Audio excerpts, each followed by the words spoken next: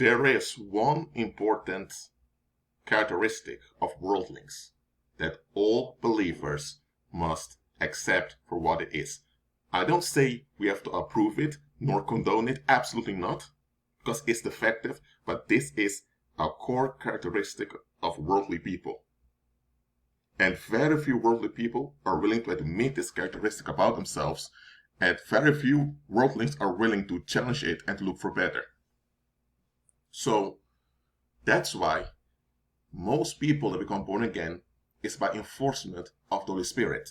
Because if it was dependent on human interest, almost nobody would get saved. Almost nobody would be born again. Because very few worldlings want to admit the following about themselves. And that is the following. Worldlings don't want to deal with inconvenience and pain. Pain simply means discomfort, things not going your way. So this is the thinking of worldlings. I don't want pain. We don't want pain. But we are all vulnerable creatures here. And we all are dependent on one another. None of us want to be dependent, but it doesn't matter how much we deny it, we're all dependent. So discomfort and pain, or things not going our way, are going to be part of life. We don't want that. And all of us want to be validated. I want to be validated. The best way to avoid pain or discomfort is to pass to someone else. Nobody wants discomfort and pain to be passed on to them. So if we all pass discomfort to one another, we'll all end up fighting and killing one another. We don't want that either. But we don't want to admit this defect about ourselves either. So let us all find weak people that can't defend themselves, or that aren't mentally capable of challenging us, and let's use them, let's abuse them, and let's pass all our discomfort, all our darkness onto them, so that all of us are at ease and we all get along together in harmony. That is the characteristic of worldlings. Now, there are worldlings who will openly admit that scapegoating is wrong. They know it. But deep down inside, they have no interest in complying with justice. They just want a bailout. And the only way to get a bailout is to be at someone else's expense. Now, worldlings have this agreement called society, in which they tell you you are allowed to bail yourself out if you bail yourself out the way we do. So you don't hold us as a group accountable, you just look for the victims we've selected and you dump on them. If you do that, and you give in to what we expect, then we'll cover your behind and you'll be left alone. That is the agreement worldlings have. All worldlings want a bailout. I don't care if it's the Roman Catholic that thinks he's worshiping God and who reads the Bible all day long. I don't care if it's the Baphomet promoting sellout in Hollywood who's drinking urine, doing all kinds of weird rituals to get a paycheck. I don't care if it's a high school girl in Japan or in Korea or in Britain or whatever, or some gangster that's killed many people in the streets. I don't care what category of evil or which degree of narcissism the worldling has. All worldlings, whether the most practical till the worst of them all, they all have the following in common. They all crave a bailout. Worldlings don't want to face things. Worldlings don't want solutions. And when you operate in high quality, this will expose their darkness. That's why in the book of John in the New Testament it says that the world hates the light. Why? Because they don't want to be exposed. This is the defect of worldlings that they don't want to admit about themselves. And this is the one thing they don't want to be exposed. That they don't want solutions. That they just want to flee. Worldlings are cowards to the core. They want to flee everything. And the best way to flee, or the most cheapest way to flee, is to violate someone else. Is to transfer your negative tension onto someone else. Even if that individual is not responsible for the condition you're in. Now, if this happens randomly all the time, you won't have communities left, you won't have any safety left. So to keep each other in check, worldlings have this thing called society, in which they agree to violate victims. And everyone who does not agree with society is a victim directly. That is what keeps worldlings in check. Society is a cover up for their defect of fleeing.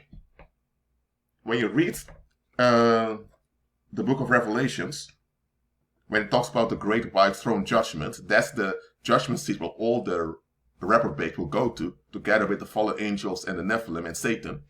And it says that the reprobate, including the fallen angels and Satan himself, that they all flee from the presence of the Most High. That is the core thing about reprobates. Look, not every worldling right now is a reprobate, but they're all on their way to reprobation. And here's the thing, all worldlings want to flee. That's the only thing on their mind, to flee. Whether they flee alone or they flee together, they all want to flee. And when they can't escape a situation, they will escalate in the situation. So this defect of fleeing becomes eternally ingrained in their being if they refuse the gospel.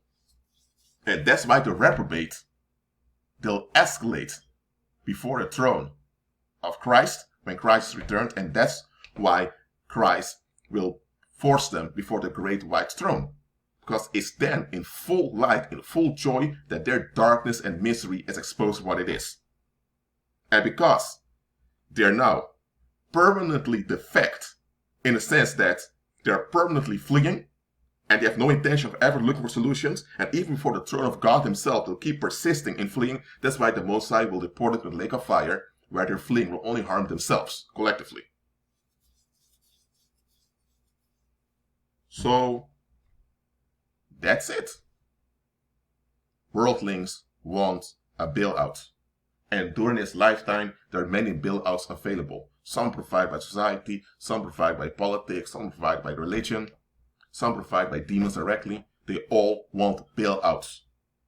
And the Most High, to keep the human species alive and relatively safe, he tolerates worldlings to get their bailouts. Because if a worldling doesn't receive a bailout, there's danger. When they can't escape, they escalate. So God tolerates them to have their bailouts. But the Most High will not tolerate a believer to have a bailout. That's why when you come to faith, when you become born again, suddenly it is as if things are getting harder on you. Why? Because before you were born again, you were part of some type of bailout, which was short-lived with side effects. Now that you're born again, the Heavenly Father wants you to operate in life and abundance. He wants you to operate in long-term solutions, long-term beneficial solutions. So that means all the bailouts who are counterfeit solutions, which are hoaxes, need to disappear. But we are invested in those bailouts of society. We are attached to them. We identify ourselves with them. That's why when we become born again, you ought to be renewed in your mind. So when you go through the wilderness, when you go through the refining process, all the investments and attachments in the bailouts of the world are taken out of you and is replaced with Christ-centered knowledge and a Christ-centered loyalty. So understand the following. The Most High will chastise those in the faith. Why? Because God wants us to operate in life in abundance. He does not want us to put up with the destructive side effects of evil. He doesn't want that. Why? Because evil is persistence in lack. God does not want us to persist nor invest in lack. He wants us to operate in life in abundance. Why would we persist in lack, which is evil? Evil is simply persisting in lack. Why would we invest in evil to get a bailout if we have life in abundance himself available to us? So understand, there are things that God will tolerate worldlings to do because they're doomed anyway. But God will not tolerate you to do them. Why? Because God has far better for you. And God doesn't want you to deal with the side effects of persisting in lack. So, submit unto the Lord and realize worldlings, they want to flee. That's the core characteristic of them. They are cowards to the core. And all of us were in that fallen state at one point in time, where you became born again at age 12 or you became born again at age 71, doesn't matter. We were all part of that fallen state of mankind at one point in time. Christ saved us. So we are not looking down on worldlings, feel good about ourselves. We don't do that. We just admit the situation for what it is. They are serial fleers. They are serial cowards. That's why they put up with so much violence. That's why they refuse to submit unto the Most High, whom they cannot blackmail nor control. Stop looking at people's clothes. If you're a man, don't be distracted by the beautiful looks of a woman.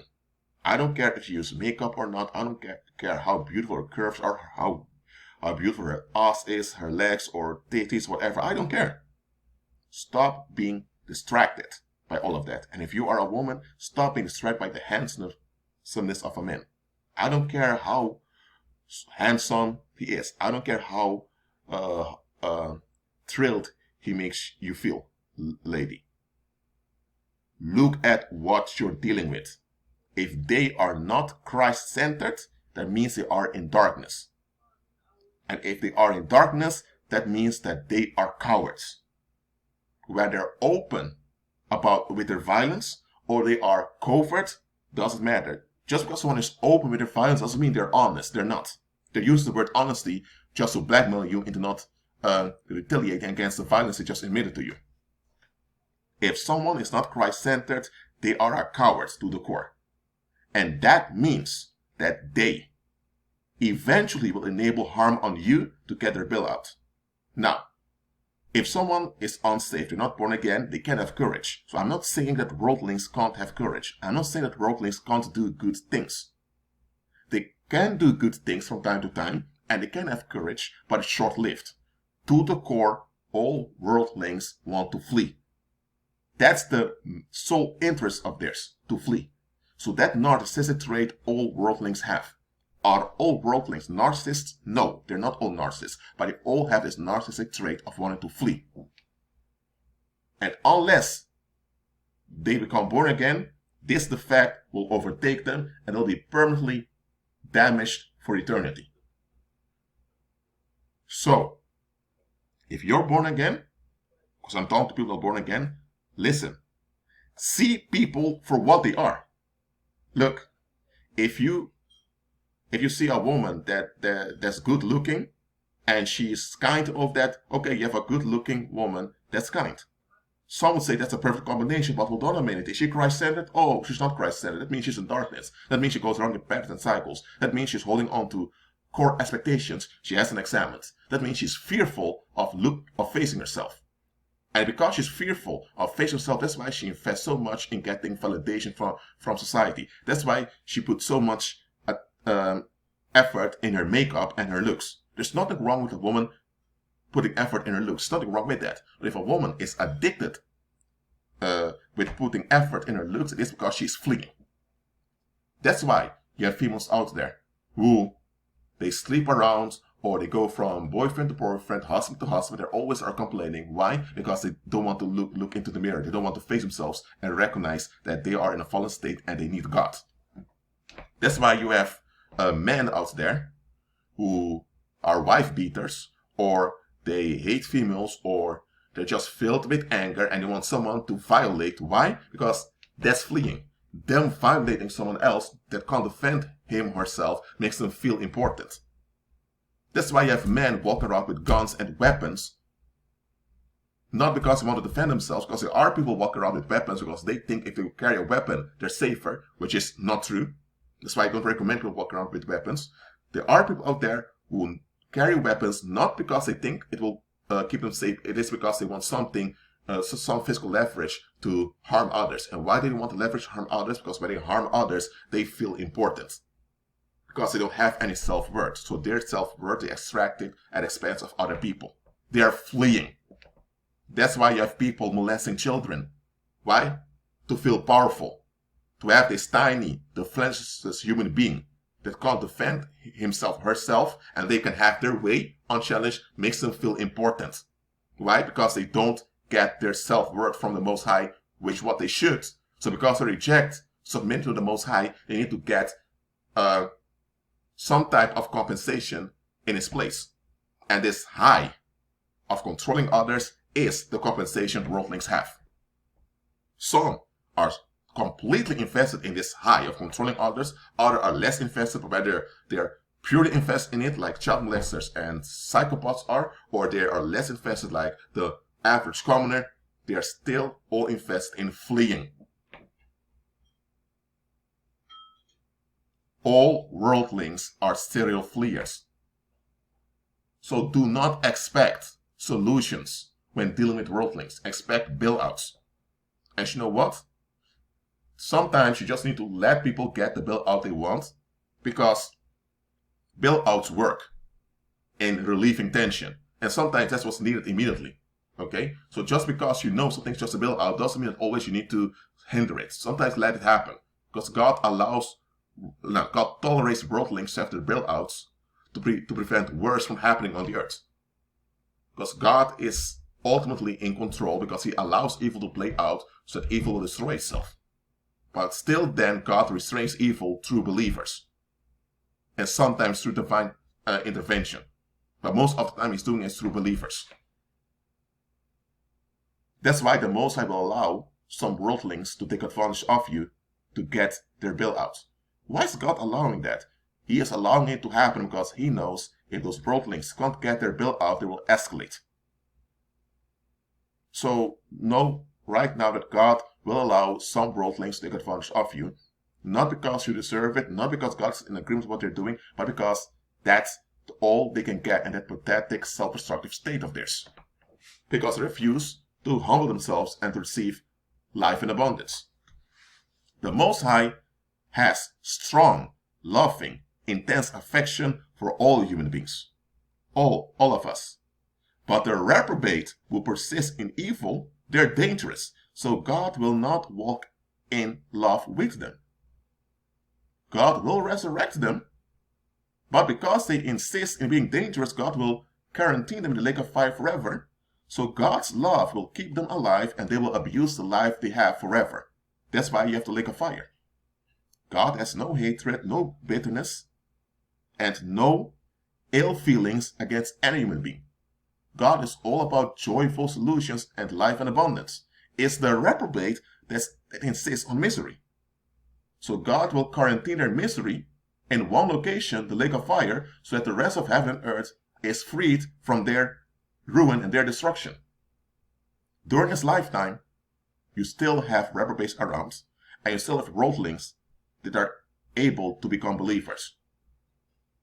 And God will not always show you who is a reprobate. Why? Because he doesn't want us to be obsessed with who's a reprobate and who isn't. He wants us to be focused on him and to walk in life in abundance.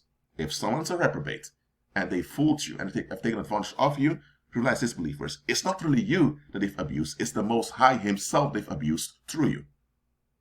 And God will retaliate by relocating them to the lake of fire. And during his lifetime, if they become way too dangerous and it's